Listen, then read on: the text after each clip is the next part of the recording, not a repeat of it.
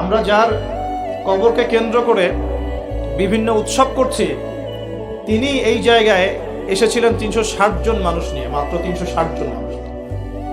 তৎকালীন সময় এখানে একজন জালেম শাসক ছিলেন, তার নাম হচ্ছে গৌর গোবিন্দ। নাম শুনেছেন? তার সময় মুসলিমদের উপর প্রচন্ড নির্যাতন হতো। এক ব্যক্তির সন্তান জন্ম হওয়ার ঘটনায় সে গরু করে মানুষকে খাওয়াতে চেয়েছিল, এতে করে তার সন্তানকে তার চোখের সামনে মেরে ফেলা হয়েছে। এগুলো ইতিহাসে লেখা আছে, আমরা পড়েছি, আল্লাহ ভালো জানেন, আমরা এগুলো হিস্ট্রির মধ্যে পড়েছি। তো তিনি সোনারগাঁ চলে যান। সোনারগাঁ গিয়ে তৎকালীন বাংলার শাসককে তিনি বিচার দেন।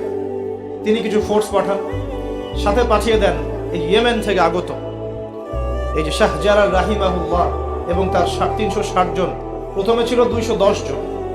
রাস্তায় আস্তে আস্তে আস্তে আস্তে দাওয়াতি কাজ করতে করতে করতে করতে আরও বেশ কিছু অনুসারী তার হন, তার হাতে বায়াত গ্রহণ করেন এবং 360 জনের একটা বাহিনী তিনি গঠন করেন।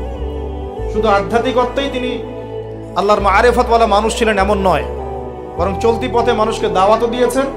এক পর্যায়ে রাজা গৌর গোবিন্দের বিরুদ্ধে সশস্ত্র যুদ্ধও করেছেন। আপনারা কি মনে করেন এই অঞ্চলে ইসলাম কিভাবে এসেছে? খালি দাওয়াতের মাধ্যমে? আমি এখন যা দিচ্ছি এটা দাওয়াত, আমি যা দিচ্ছি এটা দাওয়াত। আমি আপনাকে নামাজের দাওয়াত দিতে পারি, কিন্তু নামাজ আমি এখানে প্রতিষ্ঠা করতে পারবো না। আমার কথা কি বুঝতে পারছেন? কিন্তু ওমর রাদিয়াল্লাহু আনহুর যুগে নামাজ প্রতিষ্ঠিত ছিল। কেউ নামাজ না পড়লে শাস্তি প্রদান করা হতো।